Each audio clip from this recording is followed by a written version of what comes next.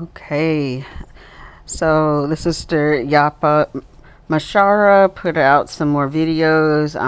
Behind a little bit because it's been a tough week. And then also, I had to make that video to respond to a lot of disturbing comments that was in the last video that I made. So, but I'm about to go through and look at the rest of her posts that she made right now. And I do want to say that the song that she has at the beginning of episode 3 is so powerful. Like it should be on the radio. Somebody put it on iTunes, Spotify, all of that. That like is just bar after bar after bar. Oh my goodness.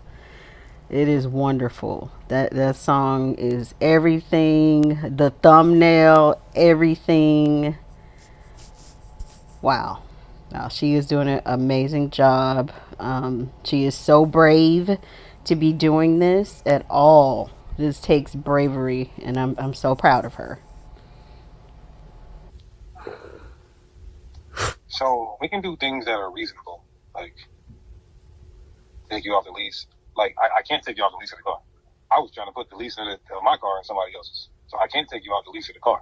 You can. It's possible. I used to work at the bank and we did lease buyouts all the time.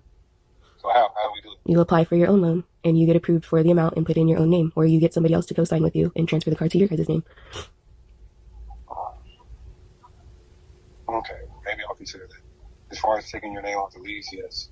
To be honest with you, you don't even need to come back up here. I can ship all your shit back down there. Nah, I'm gonna come get my stuff and get my car. Okay. All right. Okay, so you can come get your stuff, you can come get your car, and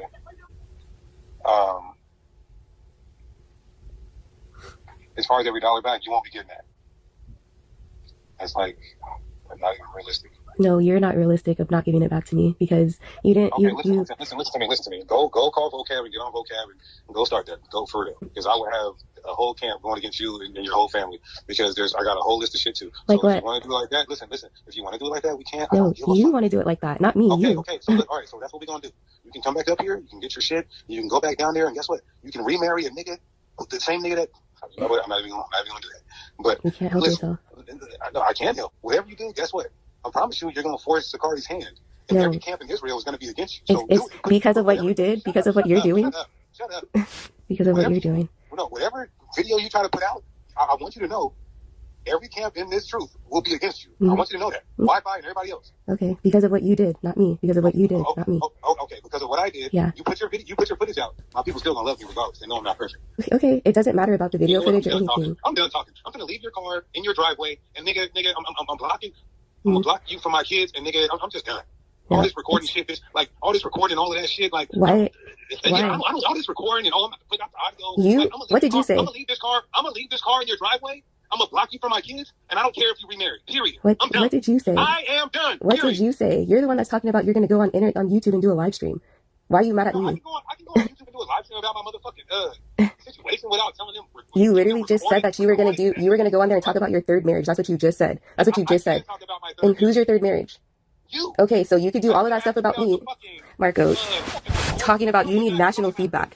I'm not gonna do that. But guess what? But that's what you said you were gonna do. Guess what? Okay, I'm gonna park this car. I'm telling you what I'm gonna do right now. Park this car in your driveway. I'm gonna block you from my children, and then no. I don't care. No. I don't care if that house goes to eviction. I don't care if this car goes. No. I'm just done. No. Then if you're done with me, then give me back my money so I could get out of debt. You want to leave me? Then leave me how you found me. Leave me how you found me. Is that gonna pay for this car? Huh?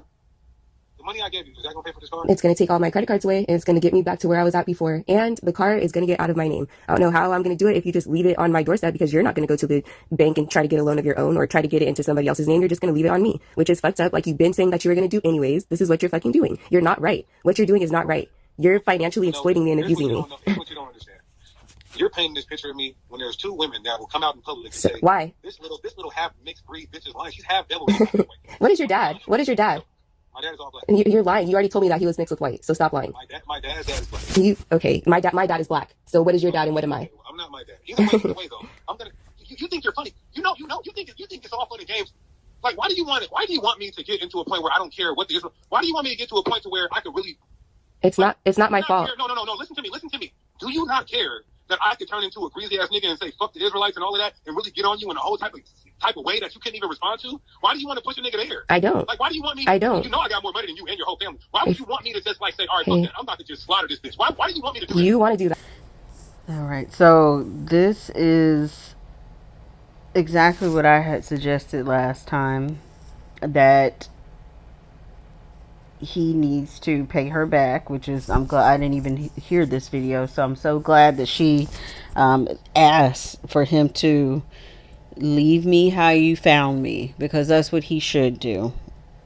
He should restore her and let her go her way.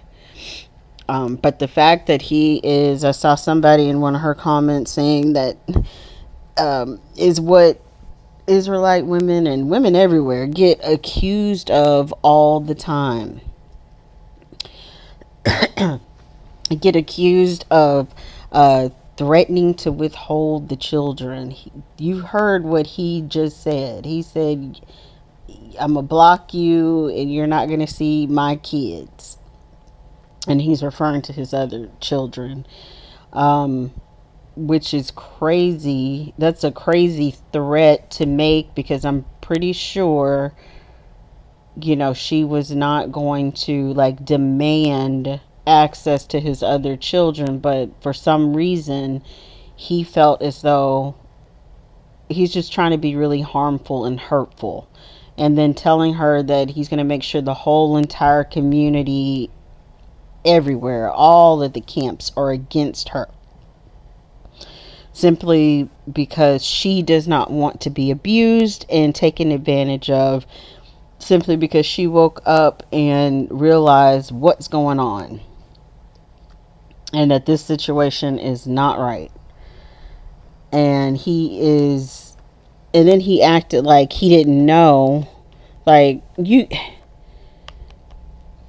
can't claim to be a leader and then act like you don't know little simple stuff, like how to get a car out of the person that you co-signed with's name.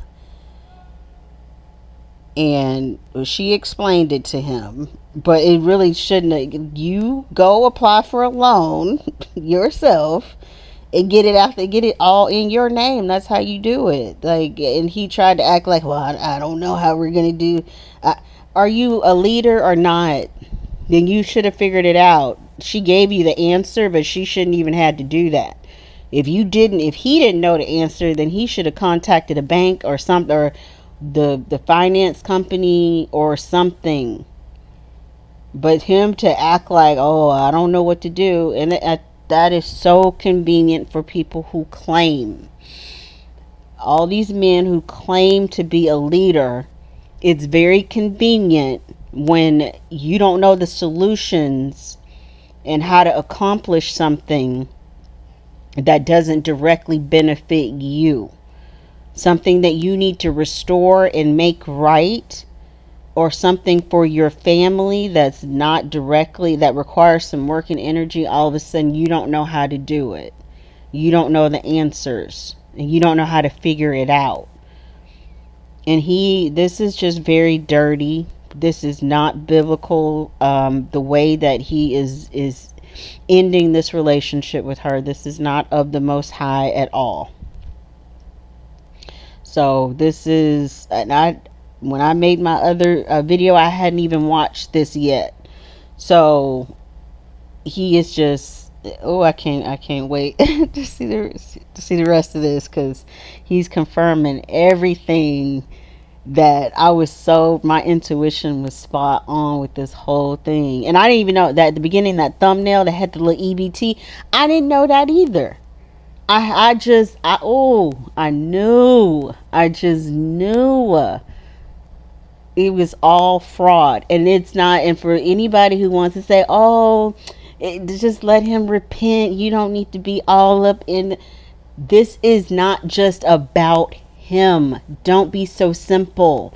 Do not be so simple. This is a system.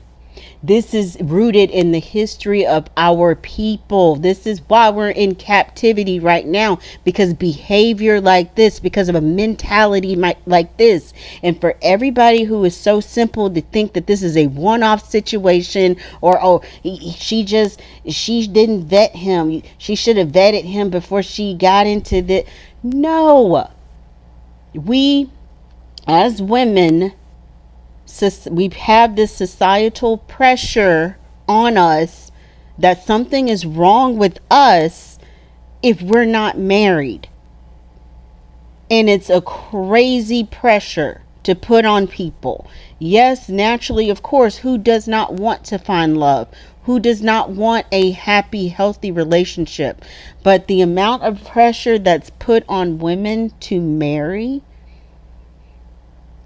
and at the same time, there's absolutely no pressure put on a man to be a good husband and provide.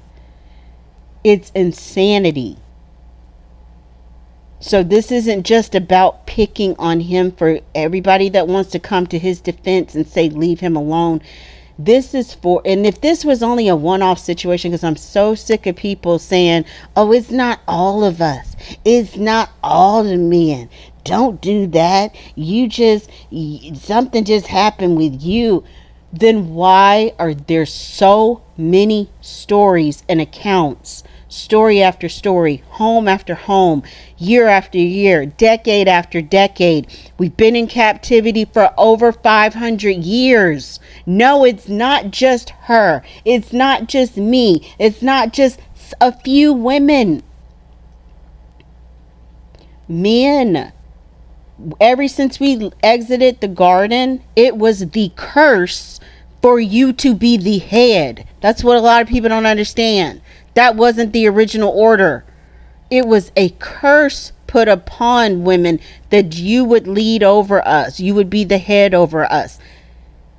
That is what you need to realize, that's why we're going through all of this, because you were an unnatural leader put in a position of authority. I'm not saying that people there are some men out there do have the ability to figure it out and to do the right thing and to be a stand-up gentleman, a good husband, a provider, and a support system. But it's so small of a percentage that it's crazy. And we don't talk about that. We don't talk about how small of the percentage. It is way less than half of you. Way less. Because this story is too much. And even for the women who I did happen to view through one comment over here. I'll go ahead and address it. I don't know. Oh yes, this comment right here. This person, Nanag 8523, gonna write, oh, I love my Israelite husband. He loves me and treats me very well. Some of these men give Israelites a bad rap. We know you're the head of the household, but the disrespect and other stuff is unacceptable. Okay, nobody needs to hear that, because this specific comment to me is equivalent to whenever we're talking about the curses that are put upon our people in Deuteronomy and everything that we have gone through, the history of America and the world since the slave trade and us being brought into captivity. We don't need to hear some coon saying, well, that's not my story. It's different for me. Like, we don't need to hear that. So when we hear, she's better than me, she gave a comment, a little heart, or a little comment, or a little, she liked the comment or whatever. Okay, that's great for you. And we'll get to my next thought about that in a minute. But that's great for you if you have a situation that you feel like you're happy with. But that's not the majority. Our people are in captivity. We are under curses. So when a woman stands up with her story of what's going on for real, we don't need to hear oh, well, the curses aren't impacting me like that. We don't need to hear that. Oh, it's not all Israelite men. They're not all acting like that, okay? Well, you know what? If the story was uncommon, then we wouldn't keep hearing it. And also, my second point I want to make to that comment is that's your opinion. I mean, if you're happy in that relationship, that's fine. But also, we're not there, so we don't know how he's really treating you. We don't know if it's really acceptable behavior, because look at her situation. Like she's saying that she was in this situation like a lot of us have been, and sometimes toxic treatment and abuse, you don't realize it when you're in it, because there is so much pressure to be married, and people want to point to the Bible and that whole thing. You even said, we know you're the head of the household. People don't realize that's the curse. That was the curse, for you to be over us like this, and for us to be in a position where we mentally and emotionally seek after you. This wasn't the original design. Just like I was saying in my other video, everybody's confusing what's going on now and what has gone on in recent history later in the Bible.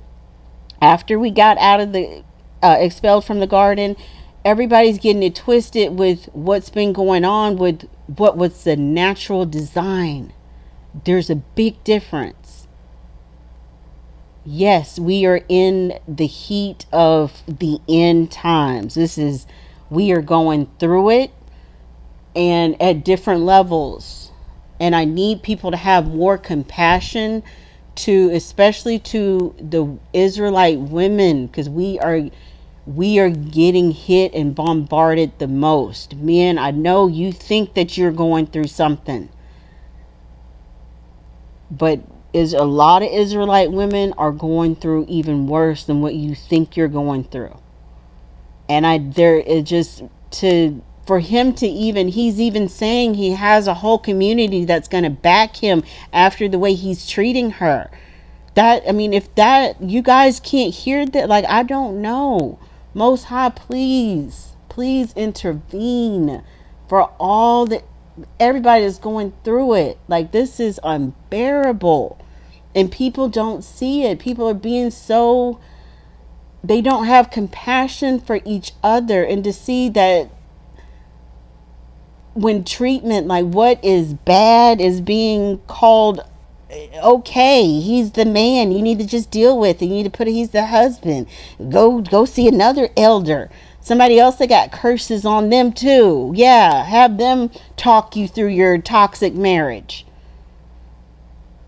And then somebody in the comments told me that I need to go see an elder or find a head woman of my church, like basically like in the Handmaid's Tale, like a Martha.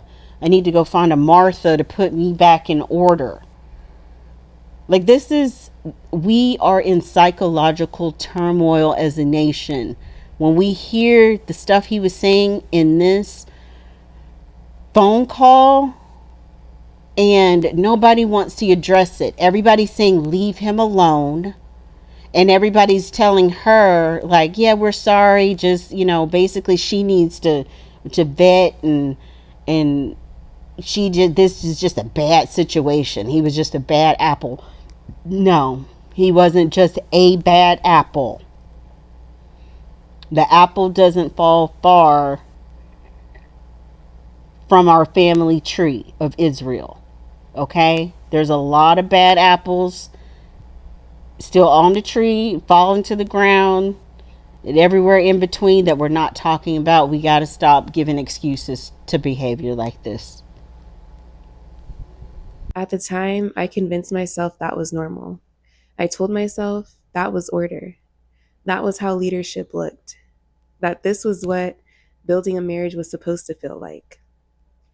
I was receiving disability payments around $756 a week, and I was sending that consistently. I had savings, investments, a 401k, and over time, I gave access to that too because I believed I was building a future. At the same time, I was being encouraged to use my credit, open credit cards, business credit cards, personal credit cards, make purchases, put things in my name. I had worked hard for my credit, and I was being told that this would help us grow. But what was really happening was I was taking on more and more responsibility while carrying all the liability and all the risks. At one point, I was told to sell my car. My payment was only around $300 a month. I was told financially it made more sense. So I did. I sold it. I made about $2,000, and that money was taken and used by my husband. So now I've lost my car, lost that money, and become more dependent. And I was not on any bank account. I didn't actually have access to the money I was sending. And I kept asking September, October, November, December. During a counseling call with my dad and Gorilla Hebrew in December 2023, in front of everyone, my husband said clearly he was going to add me to the account the next week. I have that recorded. I'm not gonna be dogging you verbally. I'm still gonna put you on the account, and I'm not gonna threaten you with leaving you in debt. So I followed up, and suddenly, small things became big issues: arguments, tension, separations. Separation.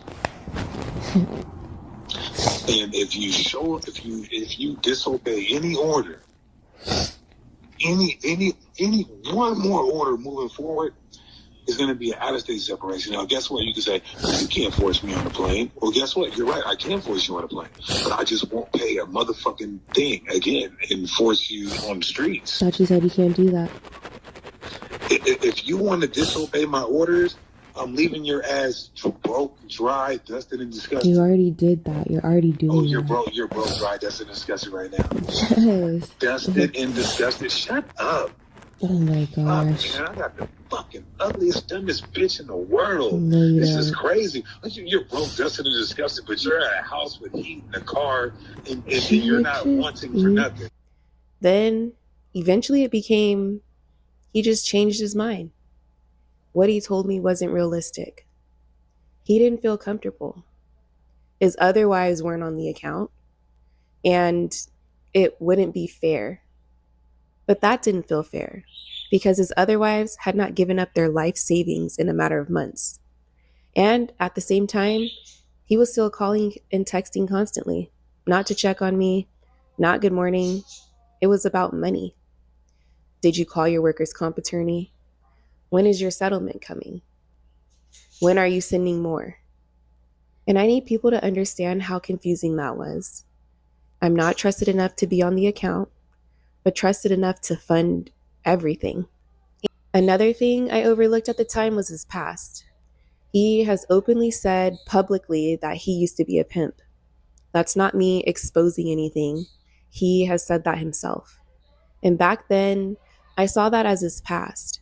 But looking back now, certain patterns felt different. The way money was approached, the pressure, the repeated focus on what I could provide. And meanwhile, I was being told he was already established, a 6-figure man, that he didn't need my money. Yeah, see, this right here, I'm telling you, I am tired of hearing to don't judge, don't okay. I'm sorry. Let me calm down and regroup. I have too heard similar things like that, just like the all Israelite men aren't like that. They aren't the same. I've also heard, oh, don't judge somebody based on their past. People can change. People You can't, people grow and mature and become different. I feel that that is a big part of the reason why a lot of women go ahead and get into relationships with Israelite men and marry them. First, like I said, is because of, well, first and foremost, of course, everybody wants love in a relationship. That's natural and normal to want to find somebody to be in a relationship with. Very normal. Second, because of the curse, of women feel pressure from society that something is wrong with them if they are not married, if they don't have a husband. And of course, we've heard stories like this growing up, but a lot of us say, oh, well, that's not going to happen to me because I'm smart. I know what not to do, what not to accept, the treatment, the situation not to go into. But you have to understand, a lot of times, Israelite men, come on, you have to be honest about this. Sometimes you say things to make yourself sound better, and you use the whole, don't judge me on my past. I'm growing, I'm maturing, I'm different. And, try to, you talk that talk. And we get convinced because the red flags and the warning signs are not always so glaring. Like, it sounds very promising, and we want to have an open heart. We want to trust you. We want to give you the benefit of the doubt. But time after time after time again, the changes didn't happen. They didn't take place. And unfortunately, your past is an indicator of how you still are today. Sorry. I know that everybody can have things that they've done in their past, men or women, but it's very hard to change and get that out of you. It's hard. And if you have a messed up past, something that is very unconventional, like you committed like violent crimes, got felonies, all of that, like, it is very unlikely that all of that is out of you, out of your system, that you aren't still doing things that are questionable, secretive, manipulative, all of that. So I just think that a lot of the point and the blame is put on the women for, well, that's the guy that you chose, you should have known, you should have. No, we're told two different things. Don't judge somebody on their past. Everybody makes mistakes. Black men or Israelite men are going through this, going through that. They got a lot of pressure. Society already treating like you need to uplift them. You need to do this, that, and that for them. So we're being told all of that. But then once we do trust, do hear you saying you've changed and that's not how you are. And, oh, look, I'm doing this, I'm doing that, and then get into the relationship with you and the marriage with you. And when it all goes wrong, you can just walk away. You don't care. You don't care if the car gets repoed, eviction notice comes, what happens with the kids, none of that. And who is getting the blame? That man is not getting the shame from the community. He's not getting shamed. Nobody is really, like, he's not really suffering the way that the women are. Well, you knew better. You should have known better not to trust you. It's like it's all that Monday morning quarterbacking starts towards us. that we should have made a better decision. But yet we was taking all the advice of to give y'all a chance again, and don't judge you based upon your past. So it's double talk, and it's very confusing. And so that's why I say all that to say that ladies, just, of course, like I said, it'd be great to have a husband, but we are in the thick of it biblically. We're towards the end of our captivity. This is the worst time to find a husband and have kids, because we're not out of it. It's like going to hospice to try to find a husband. Everybody's sick. We're still all on this plantation. Everybody's down and out still. So this ain't the time, and don't give in to any pressure. Everybody need to just stay single and work on building your spiritual relationship with the Most High. Don't let these men pressure you into anything. Sleeping with them, nothing. Because they need to, they're going to go out and find it some other way. Let them go. Let them go over there.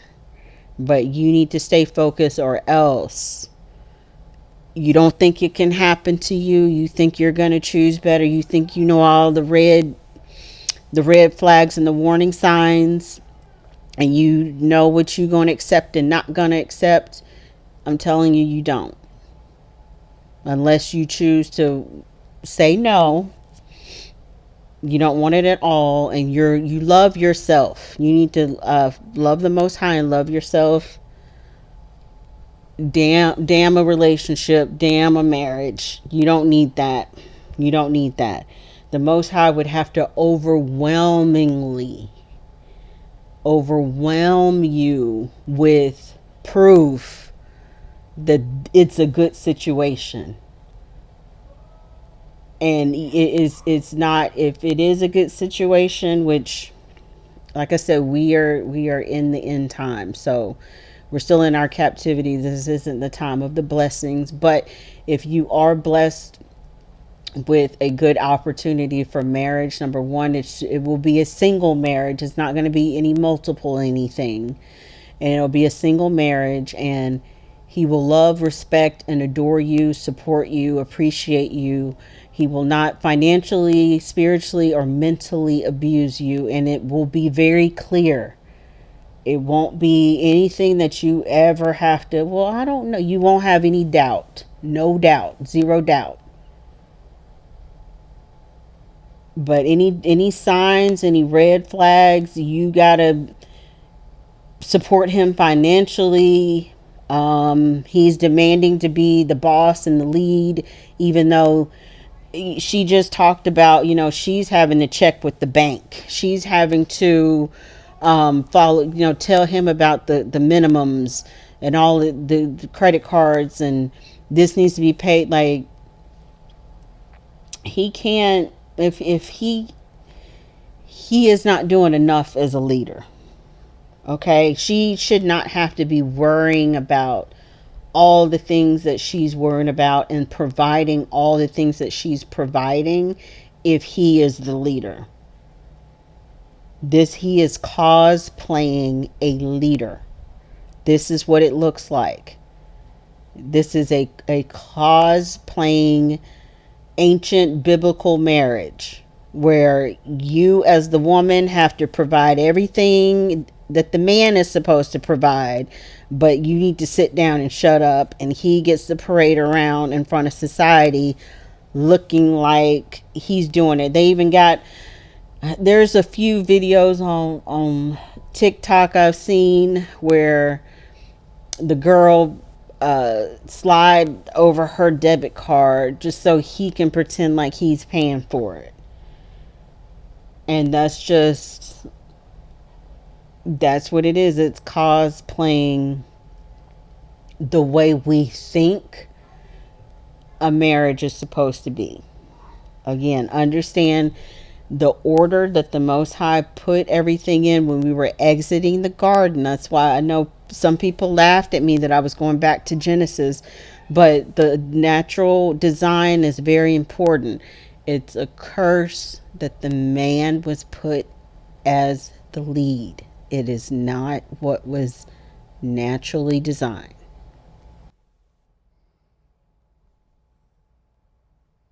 Coached, the pressure, the repeated focus on what I could provide. And meanwhile, I was being told he was already established, a 6-figure man, that he didn't need my money, that everything was already handled. But somehow I was still expected to hand mine over anyway. And the contrast got harder to ignore because I wasn't actually being taken care of. I was funding things. And it showed up in everyday life too. Simple things I had regularly done before I met him, getting my nails done, getting my wax, basic self care, suddenly became a problem. Too expensive. Not necessary. Questioned. Even wanting a certain hairstyle became an issue. If me and a friend wanted massages, it had to be something cheaper. Meanwhile, I never received those things.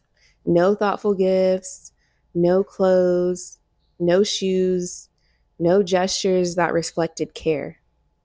Meanwhile, he was in new clothes, jewelry, driving luxury cars, going out at night, spending freely. I even have recordings of him admitting he spends a couple $100s a day. So it wasn't that the money wasn't being spent, it was just, it wasn't being spent on me. And part of what made that even harder for me to process was the financial contradiction I was seeing in real time. Because while I was being told certain things could not be afforded, while I was sending money, while I was trying to survive off disability and eventually government cash aid after those payments maxed out, the household was also receiving EBT benefits. Me, him, and each wife separately. There were even times he asked me to send money because the EBT for the household had already been used for the month and he didn't want to spend his own money. At the same time, I was watching a luxury vehicle worth over $250,000 being driven. Expensive purchases continue, and money continue being spent in ways that did not line up with what I was being told. So, from my perspective, it felt incredibly confusing because, on one hand, there were conversations about finances being tight or why support cannot be provided. Ask this person for this. Okay, so this is wild. This is wild. First, I want to say that I remember, like, her talking about this. I just remember it flashed in my head some videos that he showed us around, like, I know it was at least one feast day, but it could have been more than one feast day, where he showed us the kitchen and, you know, all the food that they was cooking for a holy day. All right, y'all. Y'all see the spread? How Hebrews eat food. We're doing it for the Sabbath. You know what I mean? It's just a regular Sabbath. We got the salmon on there. We got the gravy with the mashed taters. You know how the blast haters. We got this red bean rice, everything nice.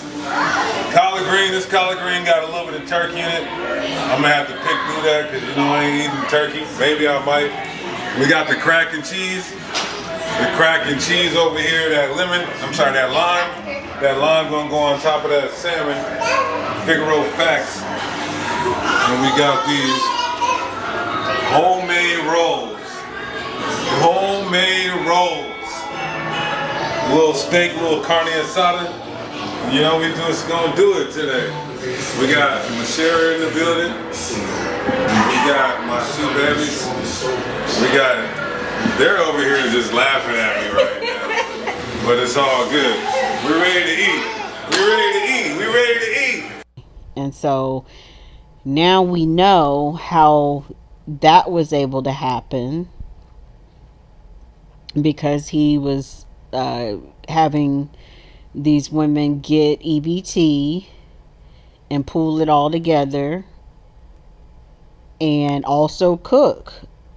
So that's how that was. And so that is so horrible that that's the display and that's the visual that we got, you know, showing us, making some of us, I mean, I am still walking in my journey and on the path to learning more about the feast days and the holy days. So I do want to get to the point where I'm able to do that for my household.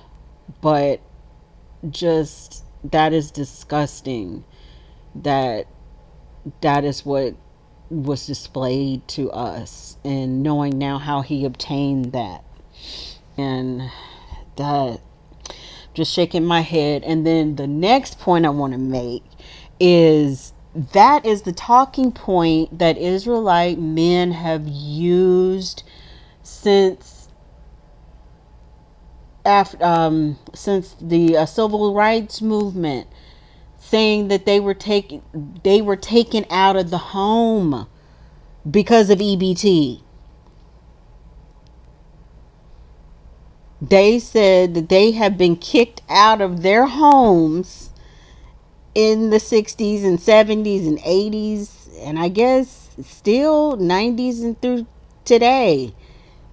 They said that was the reason they were kicked out their homes is because of EBT. Now look at this. He done created 3 broken homes with EBT. He's still there bouncing house to house. And all those other black men who were quote unquote kicked out the home for EBT, like, where did they all go? Was it just into a void, a black hole somewhere? Like, where did they go? Just left and never to be heard of again. I hate that talking point because it's just simply not true. That is not what happened. I know the talking point people want to say is that the government, uh, basically, if the talking point is if you had it and there was a man in the house, and if he didn't have a job, that he couldn't be there. And I have seen people do research up to the point of calling. There was one content creator that actually called the office, the food stamp office, and just asked, was that ever a law? Did you physically come in and remove black men out of the house? And that is just not a thing. They didn't know what she was talking about. And that just, there was no mass deportation of Israelite men out of their homes over EBT. It just didn't happen. If it did, show me the mass deportation. Show me the ICE, the equivalent to ICE that came and got them out of the home. I want to see it. I want to see proof. I want to see proof. I want to see all the black and white pictures, the old news footage, all the court documents. Like, I want to see proof that that was a law and it actually happened. And then I also, after that, want to know, where did they all go? Where were they relocated to? Was it to Guantanamo Bay? Like, where was it? Please, the just where? Tell me. It's a lie, and I hate that talking point, and it needs to stop because it's false.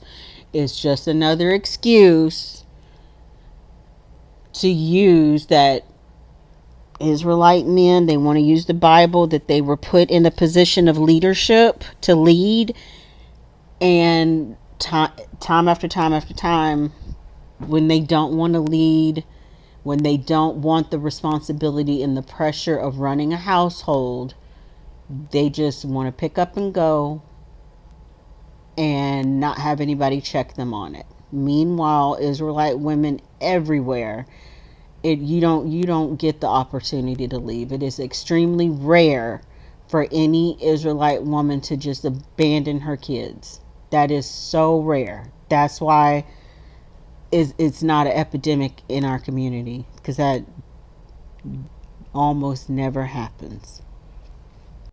Ask this person for that. And on the other hand, I was watching spending continue in ways that became harder and harder for me to ignore. My accounts had to be monitored. Every single dollar that I had to be known about and also had to have been accounted for. I was instructed on a plan to put a $125,000 vehicle in the name of my business, a Mercedes AMG GT63 that he personally went and picked out. He ended up driving that car as his everyday vehicle, putting miles on it regularly instead of continuing to use his G Wagon, saying that gas was too expensive and he wanted to keep the mileage lower on his other vehicle. I was told it would help my business, it would help my credit, help us build, that we would start a business renting the car out and basically have it paying for itself. That didn't happen. So instead of the car operating the way it had originally been presented to me, it became another financial obligation in my name while he was the one primarily using it. Once we got to the dealership, and after my credit had already been run, I was told the vehicle could not go under the business because my business was registered in a different state. The salesman made it clear that I was approved on my own, but I wanted both of our names on it. I was told since I was already approved by myself to leave it in my name because my husband would be making the payments anyway. And later, that same vehicle got held over my head repeatedly. I was told he wouldn't pay it, that I would be stuck with it. Same thing with the rent, bills, financial obligations. It all became something that could be threatened, used, thrown in my face. And by that point, it stopped feeling like finances. It started feeling like leverage, like control, like knowing I was in a position where leaving wasn't simple. Because slowly, without fully realizing it while it was happening, I went from being financially independent to being in a position where everything was tied to him. And that kind of dependency changes everything. Because now it's not just emotional, now it's survival. How do you leave? How do you rebuild? How do you recover from decisions you made in trust when you no longer have the resources that you have before? And by the time I started asking these questions, a lot had already happened. Over time, the money I sent, the credit I used, the debt I took on, all of it added up. And eventually, I lost over $60,000. My credit was damaged. My financial stability changed completely. I ended up having to file for bankruptcy. And one of the hardest parts for me now is hearing him say it was so long ago, that I should stop bringing it up, move on, let it go. But the consequences didn't disappear. My credit is still affected. My options are still affected. My financial stability is still affected. If those things had not happened, I would have choices I don't currently have. I would have more independence than I have now. So for me, this isn't about staying stuck in the past. It's about the reality I'm still living with today. Another talking point that we have heard too many times over the years is shaming women for being independent. We've heard plenty of um, Israelite men, whether it's through the stand up comedians or um, the different communities online, say stuff like, "Oh, she thinks she independent. She had her own apartment and a car and a job, and she thinks she don't need no man. She thinks she independent. She thinks she can do it by herself." Well, it's not think, it's women out here have been able to do that. They have been able, because we are at a different part of the timeline. The curse set back in Genesis, the Most High is starting to overturn that. It's not overturned completely, but the Most High is lifting, making a way, parting the Red Sea. If you would like to be from underneath the curses, of exiting when we had in Genesis, when we had to exit out the garden, expelled from the garden, and the Most High put on the curse that he will be your head.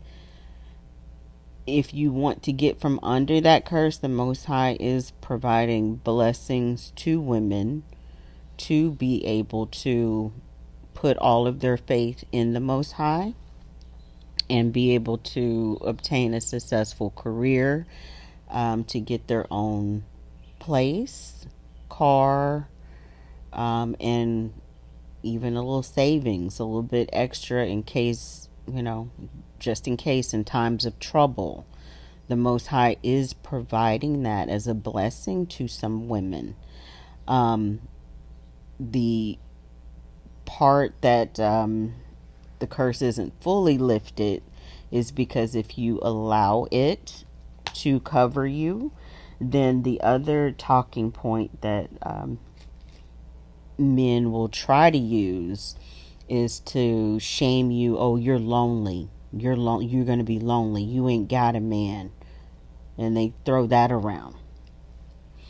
Well, if you have a solid, strong, stable relationship with the Most High, and you love yourself, and you find you have family, you have friends, where is the loneliness? Because you have to make a choice at this point. What do you want? Do you want to be... Curses are already upon our people, period. They haven't lifted.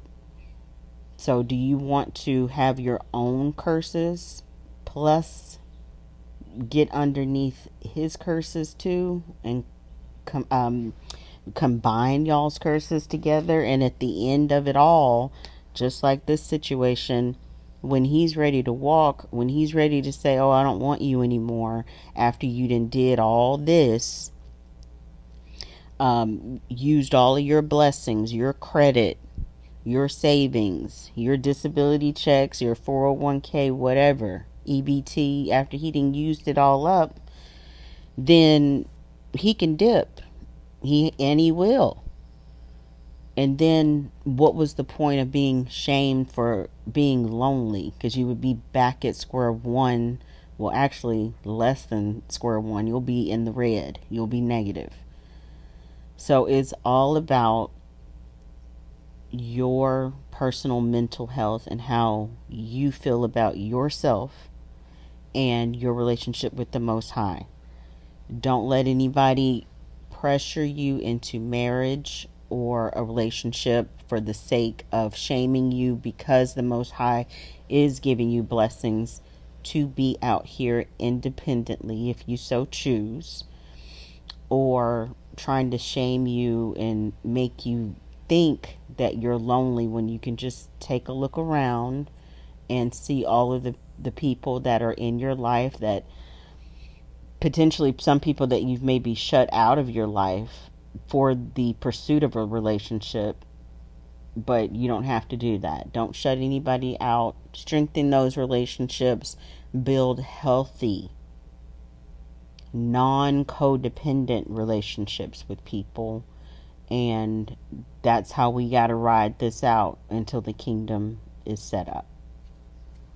And it wasn't like I kept all of this to myself either.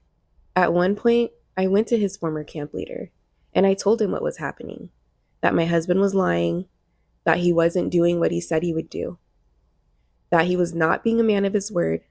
And his response to me was, is this the first man that's ever lied to you? And I said, no. And he said, okay, then you should know better. He told me I had to start accepting accountability for the things that happened. And that stuck with me because I remember thinking, this is not some random man. This is someone people follow. Someone I was told I could trust. Someone I was supposed to be able to go to leadership for help with. And somehow the responsibility still came back to me. Yep. Yep. And I just said that. I just said that Even when I earlier. did, I just said that earlier, that See, she is taking, she's doing everything. She's following all the orders and all the steps that we're all told to do. Let the man lead. He's the head. And then if there's an issue, go to an elder, talk to them. She did all the things that were asked of her to do. And what happened? That elder does what they all do best. Not know what the hell to do. Not know how to lead. He had no answers for her. And he do what they all do. Well, this is who you chose. And then has a man ever lied to you before? Ever, whatever she just said. Like, what does that have to do with it?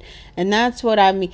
Telling her to take accountability and not going back to this brother, this guy, and telling him, getting him in line and in check with his wife and household.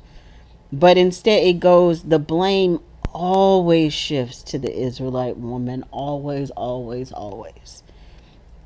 It always shifts to the woman. It doesn't matter. It doesn't matter. We can't win.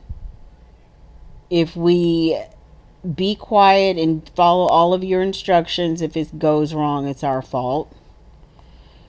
And if we stand up and use our voice and say, we're not going to take it, you're not going to talk to me like this, you're not going to treat me like this, you're not going to have me doing all the heavy lifting, all the financial lifting, and taking care of all the business, and you do less but have a bigger voice, like, that's not going to be the setup. Then we get that phrase, oh, you out of order, out of order, out of order. No, time is up. That's what it is. Time is up on voluntarily being under the curse from Genesis. Women have to understand, if you don't want to be under that curse anymore, you can walk away from it.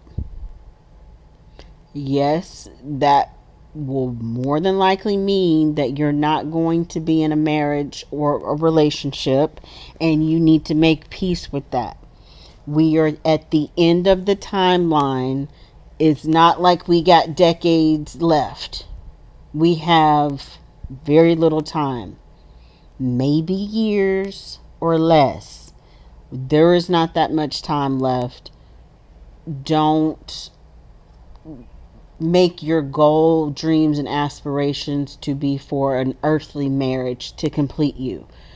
You need to concentrate on your relationship with the Most High. Everybody does. Men and women need to concentrate on their relationship with the Most High, and do not feel the pressure to be married, because this is what it ultimately is going to mean. As long as that man does not truly understand scripture, if he truly feels that the curse from the Bible, from Genesis, of him being the leader means he gets to flex on you and treat you any type of way and not be held accountable, then that's not going to be a healthy marriage. And ultimately, that's not what the Most High wants for you at all. Doesn't want any of us to have to go through that. Because again, it was a curse. It's a curse. And so at this point during this time, the Most High said that I will pour out my Ruach on all flesh. Scripture is going to be unsealed, mysteries revealed. That's part of the unsealing of Scripture, is to understand, hey, I do not have to voluntarily keep living under that curse. So that means love yourself, love the Most High, be happy with your solitude, your independent journey. Be good with that. You don't have to physically have somebody right now. In the kingdom, everything is going to be restored. That's what you should look forward to. Because if you try to have things that are not meant for us to have in captivity, it's going to come very corrupt and cancerous.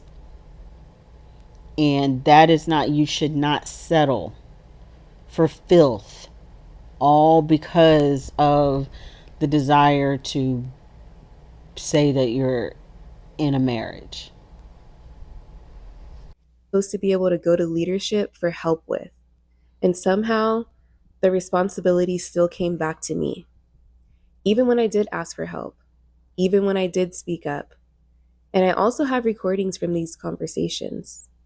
I remember talking to Chief directly and trying to explain what was happening, how certain things being said and done were affecting me, how unstable things felt, and how serious some of it had become. For example, my husband would constantly tell me he was going to give me a bill of divorce. At one point, he had even typed one up in a text message to me, but he never hit send. I wanted him to send it. And what Chief said to me was, people say things they don't mean when they're mad. And yes, sometimes that can be true. I understand that.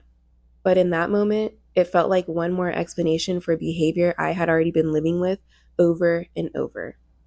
Because from my perspective, the pattern kept feeling the same. Something would happen, I would speak up, I would ask for help or accountability, and somehow it would circle back to an explanation for why my husband behaved the way that he did. Chief also told me he was not co signing my husband's behavior. He said he talks to him often, that he gives him advice all the time. And I remember saying, not that I've seen, because from where I was standing, every time something serious happened and I reached out, it felt like the behavior was ultimately minimized or explained away. And what made that harder was hearing the same thing over and over from different people. That's just how Deacon is, or you know how Deacon is. That's just his personality. And after hearing that enough, it starts feeling like the behavior itself is becoming normal to everybody around him. Meanwhile, I'm the one living inside of it. I'm the one trying to figure out what is okay, what is not okay, and why things keep getting brushed past. And that felt incredibly isolating and painful because it made me feel even more alone inside of something I was already struggling to make sense of. At first, the oversight was all lying on Alazar. However, no one was able to hold my husband accountable, mainly because at the end of the conversations, after everyone was off the councils, my husband would say, I'm his wife, and at the end of the day, what he says goes, and that no one can tell him what to do, not even Alazar. He said that if Alazar told him to do something he didn't want to do, he would just leave the camp. Why can't I record what you're saying to me and what you're doing to me so that you could just get away with it? You can, but you won't be able to show your face after we, especially when I tell Elazar this shit. You won't be able to show your face. Because I recorded a conversation of you cussing me out. Listen to what I'm saying. You won't even be able to pay somebody $20 for a blowjob after this. After we get done with you. I would never do that anyways. I'm just letting you know. And you're doing all of that after you just said you'll be willing to leave Sakari because you don't want to uphold your end of the deal. No, it's not uphold. Yes, it is. No, if I said that I'm going to be forced to do something that I absolutely don't want to do, then yes, I will leave Sakari, but not the truth. Okay, Marco. And I'll tell anybody that. Record that. Write it down. Take a picture. So eventually, it must have become too much for Alazar, and he had said we had to talk with higher elders to help us out, that he couldn't counsel us anymore. But my husband always found a reason he no longer respected those elders' input and did not take their advice. And that's the part people don't always understand. I wasn't making reckless decisions. I was making decisions based on trust. And that trust ended up costing me everything. In the next episode, I'm going to get into how things started showing up beyond finances, how I was spoken to, how I was treated, and what daily life actually looked like behind closed doors. These are the Cash App totals for what was sent and received between the two of us. And keep in mind the screenshots of him directing me on all the cash deposits I made directly into his bank account. The money spent on me through the entire course of our relationship, meaning my bills and necessities, which I'll round up to be generous and added up to maybe $18,000 to $20,000, is nowhere near equal to the amount of money that I gave. That includes any Apple Cash transactions or even bank transfers he may have sent. Out of 7 months, the first 3 months of rent, he instructed me to pay with my credit cards, which he never repaid. Nearly everything I had, including furniture and even bills, were paid with my credit cards that he never repaid. To put things into perspective, here's a list of every asset I had and lost over the course of this relationship. Another thing that I'm thinking about, because I wonder if she's gonna mention it in her other videos that she posts, but now I'm just trying to see how everything actually lines up to when he started switching over. I guess initially he was with, I think, GMS, which I called Gamma Mu Sigma. When he was with that fraternity, then he went over to Sakari, and then it was Genesis mode, I believe, and then the TGC ministry. And I just knew, I mean, I didn't understand what was going on. I had been kind of casually looking at some of his videos over the years, but I wasn't really like following him and keeping I didn't even know his name until this all came out. um I knew the term Deacon, but the Hakah part, like, I never even knew that part of it.